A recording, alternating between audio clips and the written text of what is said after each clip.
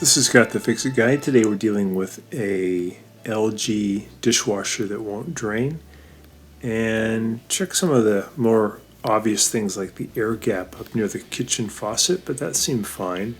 So I'm going to be removing this bottom panel, and then I'm going to remove the screws that are holding it into the cabinet so I can get the whole dishwasher out of the cabinet. I'm going to lay it on its side, and I'm going to look at the drain motor and the drain motor hose.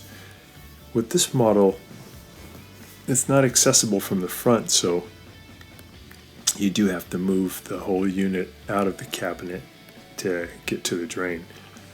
So I'm going to use some pliers to turn these feet to my right, and this is going to put them up further into the machine, and it's going to lower the machine down a little bit so I can pull it out of the cabinet.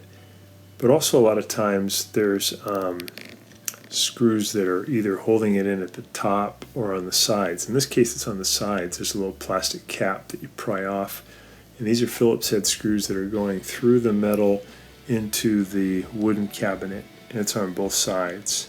So you got to make sure you get those out too. And then you have to make sure you have it unplugged and you have it disconnected from the water supply. Turn off the water first, and also disconnected from where the drain hose comes up to either the air gap or to the garbage disposer. And that's going to allow you then to pull the whole dishwasher out of the cabinet. So I think something got pulled in at some point during the drain cycle and got stuck in the drain hose is my best guess. So I'm pulling this out, and it's in there pretty tight, so I'm just going to wiggle it to the right, wiggle it to the left until I can get it free.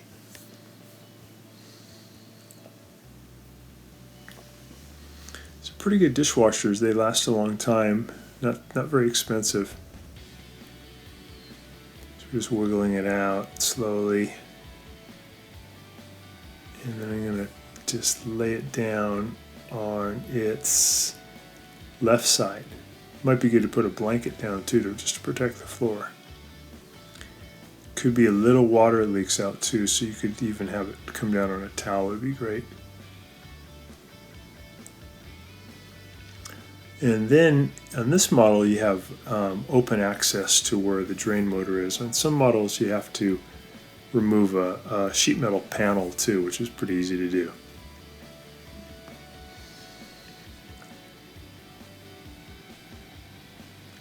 So here's our drain motor, and here's the drain hose. So I just use my pliers to remove the hose clamp, and I pulled that drain hose off. And what I found is that there was a plastic rubber piece actually that got pulled in that was part of the upper assembly, and it got stuck in there. So I just used some needle nose pliers to pull it out, and then put everything back together, and it drained great.